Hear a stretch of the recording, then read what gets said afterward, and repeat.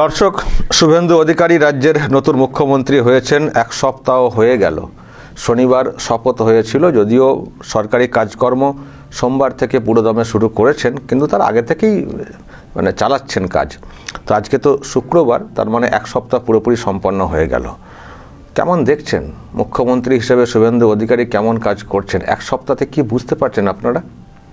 কি মনে হচ্ছে যে প্রত্যাশা নিয়ে আপনারা আছেন, সেটা কতটা পূরণ করতে পারবেন? নিশ্চয়ই আপনারা মতামত আপনাদের নিশ্চয়ই হচ্ছে, কিছু ধারণা তৈরি হচ্ছে, অবশ্যই আপনারা বলবেন। কিন্তু আমি এখন যার কাছ থেকে জানতে চাইব, পলিটিক্সে খুবই পরিচিত মুখ, এখন বয়স হয়েছে, একটু আড়ালে আছেন, যিনি হচ্ছেন এবং যিনি বিরোধী দলনেতাও ছিলেন বিধানসভার, আব্দুল মান্নান সাহেব।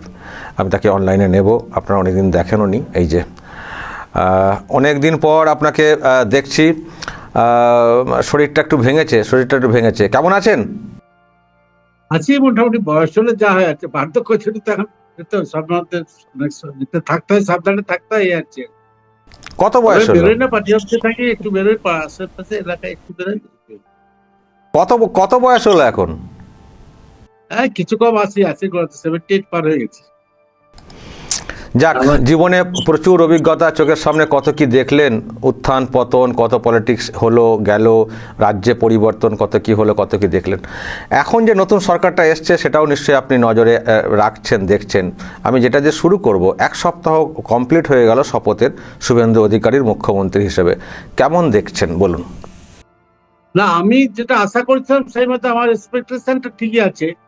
আমি এর উপর আশা যে একটা করছিলাম, বিশ্বাসের মর্যাদা দিয়ে যাচ্ছে, বিশ্বাস করছিলাম যে আমি বলেওছিলাম নির্বাচনের আগেও বিভিন্ন মেসেজ দিয়ে বা কথা প্রসঙ্গে বলেছিলাম, ফোনে যখন কথা বলতাম তখনও বলেছি যে তোমার উপর কিন্তু আশা করে আনবার আছে, শুধু একটা গভর্নমেন্টকে পরিবর্তন নয়। কারণ এটা একটা, যে গভর্নমেন্ট আছে এরকম আমি অনেক গভর্নমেন্ট দেখেছি। আমি বিধাননগর আমলের সরকারের অত দেখা সুযোগ পাইনি, কিন্তু পপুলেশনের সরকার থেকে আমি দেখেছি, সব চিফ মিনিস্টারদেরই দেখেছি এবং কাছ থেকে অনেককে দেখেছি।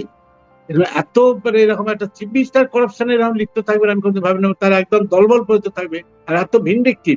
কেউ সত্যি কথা বললে পায়ের তলায় না পড়লে তাকে যেভাবে তার সঙ্গে ব্যবহার করে, আমি সেই জন্য দেখেছিলাম। আমি যখন ও ছিল তখন আমি ওকে বলতাম যে তুমি এসব এইদিন থাকতে পারবে না, তোমার যে মানসিকতা, তোমার যে ফ্যামিলি ট্র্যাডিশন, তোমার বাবার যে মেন্টালিটি, তাতে এর কাছে তোমার পক্ষে চটিচাটা হয়ে থাকা সম্ভব নয়। কারণ তোমার একটা ব্যক্তিত্ব আছে, তোমার একটা ইয়ে আছে, তোমার একটা ফার্স্ট আছে, সেটা তুমি কিছুতেই করতে পারবে না। তো সেটা আমি ওকে বলতাম। ও বলতো যে দেখা যাক কি হয়, বিকল্প তো কিছু নেই, যার তো একটা বিকল্প না পেলে হবে না। আজকে যাই হোক, ওকে প্রধানমন্ত্রী এবং স্বরাষ্ট্রমন্ত্রী যেভাবে সাহায্য করেছে, দলের কর্মীরা ওকে যেভাবে সাহায্য করেছে, ওর সমস্ত পার্টির নেতৃত্ব, কেন্দ্রীয় নেতৃত্ব সাহায্য করেছে। আচ্ছা, সবাই ওকে দিয়েছে বলে আজকে একটা দজ্জাল সরকারকে এরকম একটা স্বৈরাচারী ফ্যাসিস্ট বললে ভুল হয়, আরো তেমন একটা উন্মাদ ফ্যাসিস্ট, একটা পাগল একটা উন্মাদ, সেবার তাকে যেভাবে মোকাবিলা করতে পেরেছে। আর যেখানে রন্ধে রন্ধে চুরি, একটা জায়গাতে না, একটা চুরিটা এমন একটা অর্গানাইজড হইতে করেছে যে সেটা ধরাও খুব মুশকিল। এবং সে ধরতে গিয়ে আবার গোটা মন্ত্রিসভা কেন, আবার পাড়ার একটা তৃণমূলের কংগ্রেসের সাধারণ কর্মী থেকে শুরু করে একদম স্টেট লেভেলের মধ্যে যারা আছে সবাই এর সঙ্গে জড়িত হচ্ছে। এই চুরিটা একটা রেক্সাস তৈরি করেছিল, সেইটাকে ভাঙতে এক কথা দিয়ে ওটা বিবৃতি দিয়ে হবে না। সেখানে আবার আইনের অনেক বেড়াজাল আছে, অনেকে আছে এই যে এগুলো ভাঙছে, অর্ডার করে দিয়েছে, কিন্তু এখানে আবার একটা কোর্টের আবার একটা বাধা আসছে। এইসব নানা রকম প্রতিকূল অবস্থার মধ্যে যখন যেতে হচ্ছে, তার মধ্যে যেটুকু করছে, যেমন গাছের কুটি দেখলে বোঝা যায় এটা কি গাছ, তার ফল কি দেবে সেটা বোঝা যায়। এটা দেখে বোঝা যাচ্ছে যে পারবে, আমার একটা বিশ্বাস। এত যখন অবস্থা করছে, এত অপমান সহ্য করছে, এত গালাগালি সহ্য করছে, মুখ্যমন্ত্রী যে লেভেলে তার বাম মাত্রে গালাগালি দিয়েছে, আর মুখ্যমন্ত্রীর একটা ছেলে না ভাইপো জানি না কি বলে ওটাকে, সে যেভাবে ওকে দিয়েছে, গালাগাল টাগাল দিয়েছে, তাতে তো এত ধৈর্য ধরে যে সব শুনে মোকাবিলা করেছে। এবং দুবার মুখ্যমন্ত্রীকে হারিয়েছে, একটা নিজের গড়ে হারিয়েছে, এবারে হারালো ভবানীপুরে তার গড়ে হারিয়েছে। কদিন আগে সেদিনও সকালবেলা 12টা পর্যন্ত বলছে 50,000 ভোটে হারাবে শুভেন্দুকে। তারপর দেখে নেবে 4টের পরে নাকি সব দেখে নেবে কোথায় থাকতে হবে 4টা গিয়ে। তো দেখে নিলাম কোথায় সব আছে, দেখে যাচ্ছে এখন। তো এইরকম একটা লোককে মোকাবিলা করতে গিয়ে একটা যে ইজিলি খুব একটা হবে তা নয়। তবে একটা ওর পার্টির জনগণের পক্ষে আছে, যেভাবে ওকে মাস সাপোর্ট দিয়েছে, তাতে আমি আশা করি যে সাকসেসফুল হবে। এবং যে এই যদি করতে পারে সাকসেসফুল, একটা ভারতবর্ষের ইতিহাসে একটা নজির তৈরি হবে। এরকম একটা অল্প বয়সে, মানে অল্প বয়স বলতে মুখ্যমন্ত্রী অনেকের থেকে কম বয়সে হয়েছে, কিন্তু এইভাবে লড়াই করে আসা একটা মুখ্যমন্ত্রী যেভাবে কাজ করতে যাচ্ছে, এটা মানুষ খুব আশাবাদী এবং বিশ্বাস রাখছে ওর প্রতি এখন। এটা আমি দেখছি খুব ভালো। আমি ওকে তো ফ্যামিলিকেও চিনি, ওকেও চিনি, সবাইকে চিনি। ওর বাবারও টেম্পারামেন্ট আমি দেখেছি। বাবা যখন জেদ করতো তখন একটা মিউনিসিপাল ইলেকশনে গনি খান চৌধুরী প্রেসিডেন্ট বললো, "স্যার, আমি বুঝি না কাকে ক্যান্ডিডেট করো না করো, সিম্বল গুলো আমাকে সিম্বল গুলো দিয়ে দিন, আমি সব কটা জিতিয়ে নিয়ে আসবো।" কলকাতা বললেন, যা যা বলবে ওকে দিয়ে দাও। নিয়ে গেল সব কটা মিউনিসিপালিটি, সব কটা ওয়ার্ডে জিতে এলো। ও সব পরোয়া করতে না, বাবারও এরকম মেন্টালিটি ছিল। তো স্বাভাবিক, সেই ফ্যামিলি থেকে এসছে একটা, মানে রাজনীতি করা ফ্যামিলি একটা এসছে, তার তার একটা মানে পরিধিটাও সেরকম তো পেয়েছে, আর সুযোগটাও পেয়েছে। তো আমি ওকে ওয়েলকাম করেছি, ওর ধন্যবাদ অভিনন্দন জানিয়েছি। ও সবসময় করি। আরো ওটা একজন আমি ইয়ে করি, এবং ও যখন গ্রাম দেওয়া পয়সা নয় তখনও ওর যে ওকে নন কোঅপারেট করে বলে আমার যে পুরো স্টাফ গুলো ছিল ওকে দিয়েছিলাম, তার বিশ্বস্ত, তাকে নিয়েও কাজ করেছে। তো সেরকম একটা, মানে ভালো ছেলে, ভালো হয়েছে। এবং আমার গর্বের বিষয় যে আমরা পারিনি, ওর বাবা আমার দাদার মতো, ওর বাবা আমি একসঙ্গে দুজন এমএলএ হয়েছিল, একসঙ্গে ছিলাম। প্রথম 82 সালে যখন এমএলএ হয় আমি আরামবাগ থেকে, ও কন্টাই থেকে হয়, তখন দুটো একসঙ্গে ছিল। দিয়েছিল অ্যালার্ট করেছিল, তো আমার অসুবিধা হবে বলে বললো তুই থাক, আমি যাতায়াত করবো। তখন নলকাট ব্রিজ হয়নি, খড়গপুর থেকে আসতো। তো সেই হিসাবে ওদের বাড়িতে তখন আমার একটা আলাদা সম্পর্ক ছিল। 78 সাল থেকে কংগ্রেস 78 সালে ভাগ হয়, ওর বাবা তখন আমাদের সাথে ছিল সেই থেকে। তো সেই দিন দেখেছি যে আমি ওর বাবার টেন্ডারমেন্ট ওকে দেখেছি। তো আশা করি পারবে, সেই জন্য আমি মানে আশাবাদী। সেজন্য আমি ওকে ছোটবেলা থেকে দেখেছি। ছাত্র রাজনীতি যখন করেছে, ছাত্র পরিষদ করেছে, তখনও লড়াকু মনোভাব। এবং সত্যি হচ্ছে যে একটা হলদিয়ার এক সম্রাট ছিল, অঘোষিত সম্রাট ছিল, তাকে মোকাবিলা করে রাজনীতি করার যে কি কষ্টকর ছিল, সে আমাদের আরামবাগের একজন অঘোষিত সম্রাট ছিল, এরকম হলদিয়াতে একটা অঘোষিত সম্রাট ছিল। হ্যাঁ, সে তাকে মোকাবিলা করে রাজনীতি করা, ওই অল্প বয়সের ছেলে এমএলএ হয়ে গেল পরপর, তখন সত্যি একটা ভালো একটা আনন্দের বিষয়, গর্বের বিষয়। আমি সেই জন্য গর্ববোধ করি ওর জন্য। ওর বাবা মা যেমন গর্ববোধ করে, আমিও ওর একজন মানে সোহানুকাঙ্ক হিসেবে, ওর বাবার ছোট ভাই হিসেবে আমিও গর্ববোধ করি। ও আজকে দায়িত্ব পেয়েছে এবং দায়িত্ব পালন করতে পারে সফলভাবে, এটা আমি আশা করি। আপনি শুনেছেন আজকে বিধানসভাতে বেশ ভালো কিছু কথা বলেছেন, যে বিধানসভা হচ্ছে বিরোধীদের জায়গা, তাদেরকে বলতে দিতে হবে, লাইভ টেলিকাস্ট করতে হবে মানুষকে দেখানোর জন্য। মন্ত্রীদেরকে বলে দিয়েছেন সমস্ত যে কোনো দলেরই এমএলএ এলে তার সঙ্গে কথা বলতে হবে, চিঠির উত্তর দিতে হবে। কোনো মন্ত্রী কোথাও গেলে, হ্যাঁ, কোনো মন্ত্রী কোথাও গেলে সেই এলাকার বিরোধী দলের এমএলএ হলেও তাকে ডাকতে হবে। এই যে একটা চলা সকলকে নিয়ে, এটা কি বলবেন? কারণ বিধানসভা এর আগে যেটা দেখে এসছেন কি সাংঘাতিক ছিল। ও যখন মন্ত্রী ছিল তখন মন্ত্রী তো, মানে মুখ্যমন্ত্রী দূরের কথা, আমি লিডার অফ দি অপোজিশন, ওর মন্ত্রীর সঙ্গে কথা বলতে পারতাম না। মুখ্যমন্ত্রী দূরের কথা, কেউ কথা বলতো না। তখন মুখ্যমন্ত্রী একজন সাংবাদিক আছে, তার একজন সাংবাদিক যদি কোনো কারণে খুব দরকার পড়তো, সেই সাংবাদিকের ফোন থেকে কথা বলতো দরকার পড়ে। তার নাম্বার দিত না, হোয়াটসঅ্যাপ নাম্বার একটা পেয়েছে, তারপর যেন একটা হোয়াটসঅ্যাপে মেসেজ দিয়েছে, তারপর তার ফোন হোয়াটসঅ্যাপ নাম্বার দিচ্ছে। এরকম করতেছিলেন। সেটা তো অধীর আমি তোমার শুভেন্দুকে আমি দেখেছি ব্যতিক্রমী ছিল। যখন মন্ত্রী ছিল তখন ওই এত, মানে এত এর মধ্যে ঘেরা টোপের মধ্যে থেকেও আমি যখনই কোনো কাজের কথা ওকে বলেছি, সঙ্গে সঙ্গে আবার টেলিফোন তো করেছে, কাজও করেছে। আমার ওখানে তো এই আজকে যে আমার ওখানে সব জেটিগুলো আছে, আর একটা জেটি কদিন পরে উদ্বোধন হবে, এই সব জেটিগুলো, একটা ভদ্রেশ্বরে একটা অ্যাক্সিডেন্ট হয়েছে, তারপর তো সব ভাড়াপার বন্ধ করে দিয়ে ও তখন ট্রান্সপোর্ট মিনিস্টার সব জেটিগুলো 3 বার নতুন করে দিচ্ছে, যাতে আর এই হয় না, এবং পুরো সেফটি দিচ্ছে। আর কোনো নৌকাডুবি হবে না, কোনো কিছু হবে না, সব ভেসেল করে দিচ্ছে। এবং সেটি চলছে। এখন কয়েকটা এসে কয়েকজন ফিতে কেটে দিচ্ছে, সবই কিন্তু ওকে যখনই কোনো কাজ বলেছি, লকডাউনে আটকে গেছে, মুর্শিদাবাদ করে যেতে পারছে না, আমি ওকে ট্রান্সপোর্ট বিএম পারমিশন দিতে পারছে না ইন্টার ডিস্ট্রিক্টে, আমি ওকে বললাম, ট্রান্সপোর্ট ডিপার্টমেন্ট ওকে বললো কাকা ঠিক দরকার কি, আমি এক্ষুনি কটাল বাস দরকার বলুন দিতে, আরামবাগ ডিপোকে বলে দিচ্ছি, সঙ্গে সাথে 3খানা বড় বাস দিল, সেই লোকগুলোকে ওখানে পৌঁছে দিয়ে। এই যে ওর একটা মানসিকতা ছিল। আমি ওকে যখনই কোনো কাজ করেছি বলেছি, টেলিফোন করে বলে, ও তো চিঠিপত্র লিখতে হবে, ছাড়ো তো। আমি একদম বিধানসভা ওখানে এটা করতে হবে, ফেরিঘাটের পারাপার গুলো করতে হবে। এই যে একটা তারা যায় হাওড়া দিয়ে, সকালবেলা ওপারে যেতে সকাল 6টা-7টার মধ্যে গিয়ে পৌঁছতে হয়, কারণ ওই অফিসগুলো পরিষ্কার টরিষ্কার করবে, তারপর তো অফিসটা করবে 8টা করে। তো সেই তাদের আসতে গেলে অসুবিধা, সে বাসে করে গিয়ে দিতে ঘুরে আসতে হয়। তো ওকে বলতেও বললো, আমি সমস্যা করে দিয়েছিল। তারপর মন্ত্রী তো চলে যাওয়ার পর সব বন্ধ করে দেয়। তো এর একটা কাজের নমুনা আমি তখন দেখেছি। ও মানে একদম যে কোনো কাজ ফেলে, আচ্ছা দেখবো পরে ভাববো, ওইসব বলতো না, সঙ্গে সঙ্গে করা অর্ডার করে। এইটি একটা মানসিকতা ছিল। এবং এই যে সব চাকরি দিয়ে করেছে আমি নিজেও জানি, চুক্তিভিত্তিক যত কর্মচারী সব নিয়েছে, অন্যান্য অনেক ডিপার্টমেন্টের টাকা পয়সা নিয়েছে, আমি নিজেও জানি। ও বিরোধী দলের অনেককে বলে দিয়েছে, কিন্তু কাউকে বলেনি যে একটা পয়সা দিতে হবে, কাউকে এটা করতে হবে। তো ওর মানসিকতাটা একটা অন্য গোড়া থেকে দেখা গেছে। আর এখন তো যারা সব এইসব গত মন্ত্রিসভার যারা সব ছিল বাবা, তারা তো একটা সব বিরাট বিরাট বিরাট, হ্যাঁ, পার্থবাবু লিডার অফ দি অপোজিশনের সঙ্গে কথা বলার সময় পেত না। আমি একদম রেগে মেগে যা টাকা বলছে, কি আমাকে দেখাচ্ছে, মুখ্যমন্ত্রীর সামনে বলেছে, কি দেখাচ্ছে আমি পরিস্থিতির মধ্যে লিডার অফ দি অপোজিশনের সঙ্গে কথা বলার সময় পাও না? তোমার মতো অনেক মন্ত্রী আমি দেখেছি, আমি দেশের প্রধানমন্ত্রীদের নিয়ে ঘুরেছি, 3-4টে প্রধান, তোমার মমতা ভাই জানেন, মমতা সামনে তো দিয়েছে। এইসব অহংকারী ভাবটা কোনোদিনই ছিল না। তো আজকে এটা যেটা বলেছে, আমি একটা আশ্চর্য হয়নি যে আরে তোমার শুভেন্দু এটা বললো, এটা শুভেন্দুর প্র্যাকটিস, এটা শুভেন্দুর কালচার। সবাইকে সম্মান দিত, যখন মন্ত্রী ছিল তখনও সম্মান দিত। মমতা দিত না, বা মমতার অন্যান্য মন্ত্রীরা কাগজ দিত না। কালকে ছেলে মন্ত্রী, সে আমার একটা ভাব দেখাতে যেন বিরাট ব্যাপার হয়েছে, কিন্তু ও চিরকালই দেখতাম গুরুজনদের সম্মান দিত। যারা বয়স্ক লোক, অন্য পার্টির লোক হলো, তখনও দেখেছি সম্মান দিত। তৃণমূলের সঙ্গে আমাদের সম্পর্ক খুবই বাজে ছিল, সিপিএম এর সঙ্গে সম্পর্ক খারাপ ছিল, কিন্তু তবুও ও সবাইকে সম্মান দিত। যার ফলে আজকে সবাই কিন্তু ওকে কেউ কন্ডেম করতে পারছে না, কারণ ওর একটা প্র্যাকটিস, ওর হ্যাবিচুয়েটেড, এটা গোড়া থেকেই করেছে, ফ্যামিলি কালচার এটা। আর এই তো যেটা এসে মুখ্যমন্ত্রী মনে হতো সে আমাদের হিটলারের থেকে বড় শাসন। তার যে দেখা গেল পরিণতি কি হচ্ছে, মানুষ তার যা দায় দিয়েছে দেখা যাচ্ছে। তবে আমার আশা আছে যে আমরা বিশ্বাসভঙ্গ আমাদের হবে না, আমরা হতাশ হব না। আমরা ওর কাছে যা দেখেছি অতীতে, সেইটি আবার দেখতে পাবো আগামী দিনেও। তবে হ্যাঁ, অনেক কঠিন পথ তোকে এগিয়ে যেতে হচ্ছে, বিমূল্যে চা করছে, যারা সব চোনপটিকেও চোর নয়, একটা আমলা থেকে শুরু করে সমস্ত, একটা থানার কনস্টেবল থেকে শুরু করে আবার ডিজি পর্যন্ত সব চোরের সঙ্গে যুক্ত ছিল। তারাও এই ষড়যন্ত্রের মধ্যে ছিল, টাকাটা অর্গানাইজড করাপশন হয়েছিল। ফলে সেখানে ওকে অ্যাকশন নিতে গিয়ে অনেকটা পরিশ্রম করতে হবে, অনেকটা করতে হবে, এটা স্বাভাবিক। তো দেখা যাক কি হয়। ভগবান আছেন, অবশ্যই উনি তো হ্যাঁ, উনি চেষ্টা করছেন এবং অ্যাকশন তো ফটাফট নিচ্ছেনও।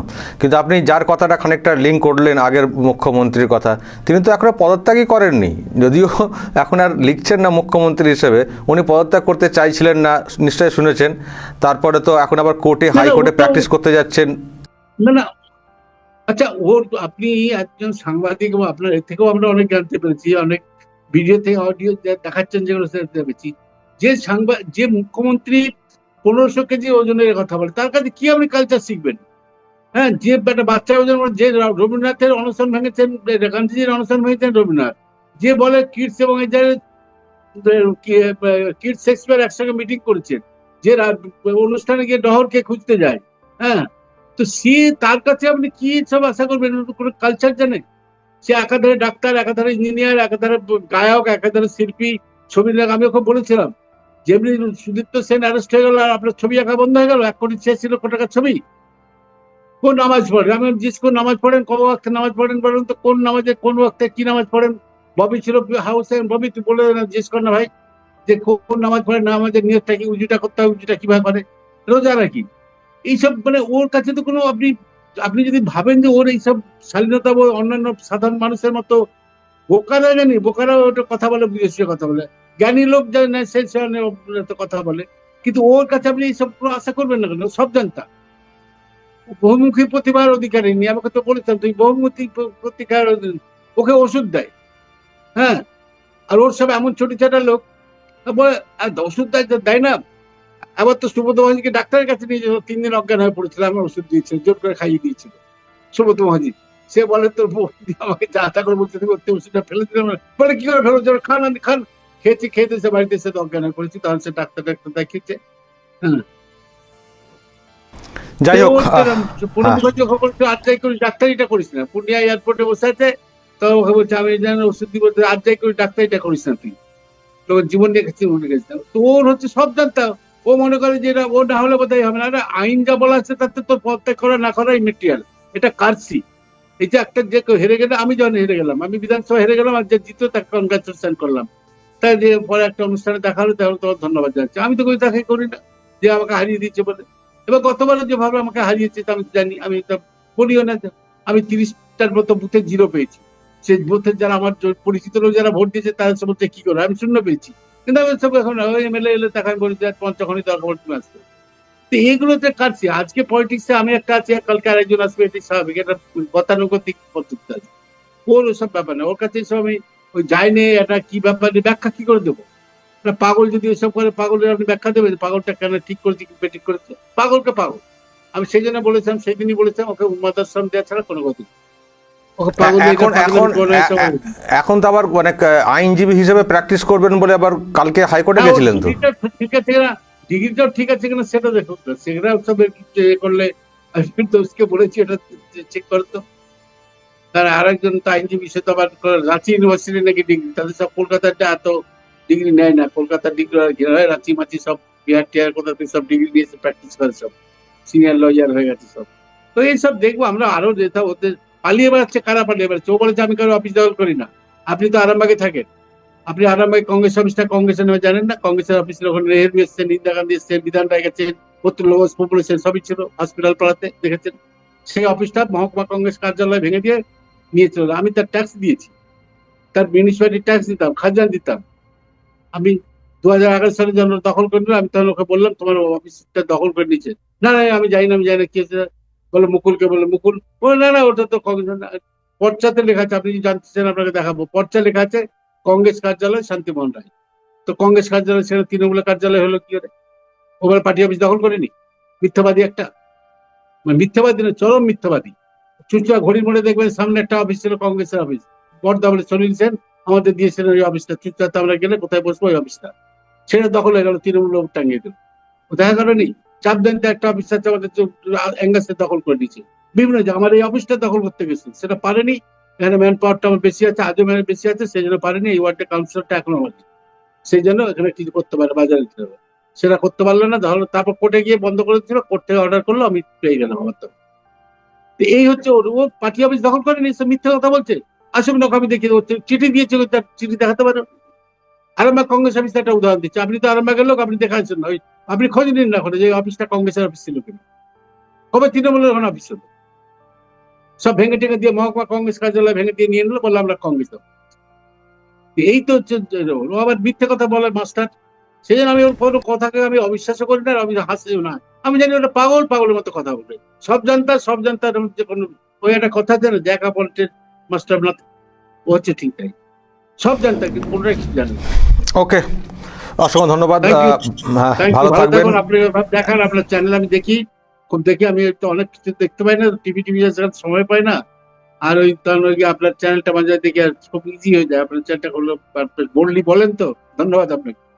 ঠিক ভালো আছে, থাকবেন, আপনি ভালো থাকবেন, সুস্থ থাকবেন, অনেকদিন পর কথা হচ্ছে। সবাই ভালো ভালো থাকবেন, থাকুন, আপনারা ভালো থাকুন, ভালো থাকবেন। ধন্যবাদ।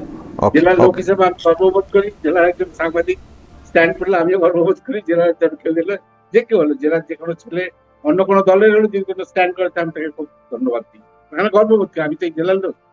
থ্যাংক ভালো থাকবেন, ভালো থাকবেন, ভালো থাকবেন, ভালো থাকবেন। দর্শক, শুনলেন আব্দুল মান্নান সাহেব, বিধানসভার বা একজন বিরোধী দলনেতা ছিলেন একটা সময়ে। তিনিও তার অভিজ্ঞতার কথা বলছিলেন, সেই তৃণমূলের আমলের ওই যে বিরোধী অবস্থান মানে কি ছিল। তো শুনলেন আপনারা। এবং শুভেন্দু অধিকারী নতুন মুখ্যমন্ত্রী হয়েছেন, উনি বললেন যেটা আশা করেছিলাম বা যেটা ভেবেছিলাম সেটাই, মানে ওনারও প্রত্যাশা ছিল শুভেন্দু অধিকারী কেমন হবেন। তো দেখা যাক, এখনও তো সবে এক সপ্তাহ হয়েছে, আগামী পুরো রাস্তা বাকি রয়েছে, সময়টা বাকি আছে, কতটা কাজ করতে পারেন।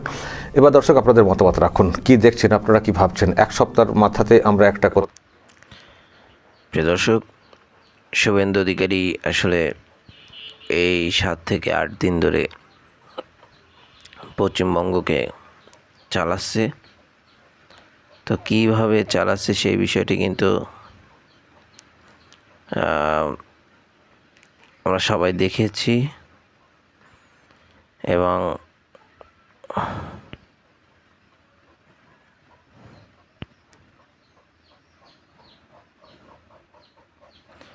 দর্শক, শুভেন্দু অধিকারী এই 7 দিন যে রাজ্য চালাচ্ছে, এর ভিতরে আসলে আপনি ভুল কি দেখেছেন, এবং তার এমন কোনো কাজ আছে যে কাজটি তার আসলে করা উচিত, তাহলে অবশ্যই এখনই কমেন্ট বক্সে একটি কমেন্ট করে জানাবেন।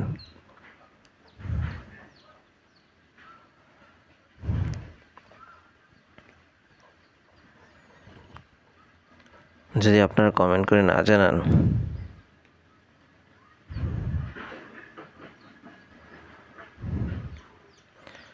যদি আপনারা কমেন্ট করে না জানান তাহলে শুভেন্দু অধিকারী কীভাবে কাজ করবে, কীভাবে সে তো সর্বোচ্চ চেষ্টা করতেছে যে সে সবভাবে কাজ করা এবং কাজ করে মানুষের পাশে দাঁড়ানোর, কিন্তু আপনারা যদি আসলে কমেন্টের মাধ্যমে না জানান তাহলে সে কিভাবে কাজ করবে। অবশ্যই একটি কমেন্ট করে জানাবেন। প্রিয় দর্শক, যাই হোক, আপনারা ভালো একজন নেতাকে সাজেস্ট করেছেন। শুভেন্দু অধিকারী এই পর্যন্ত যে সকল কাজ করেছেন তার ভিতরে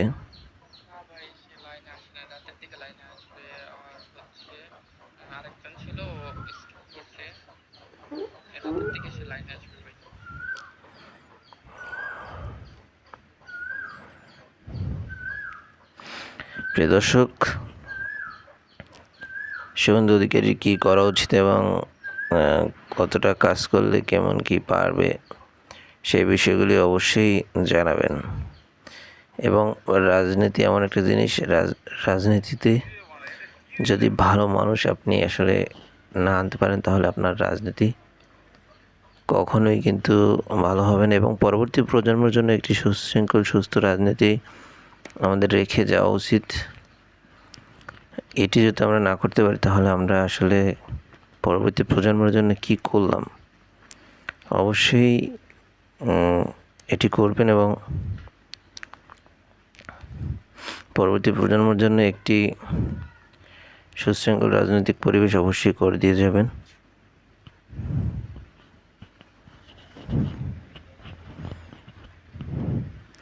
তো শুভেন্দু অধিকারী আসলে এই 7 দিনে কি উন্নয়ন করেছেন সেই বিষয়গুলি আমরা একটু দেখি। শুভেন্দু অধিকারী এই 7 দিনে কি উন্নয়ন করেছেন পশ্চিমবঙ্গের, আমাকে লিস্ট হিসেবে বলো।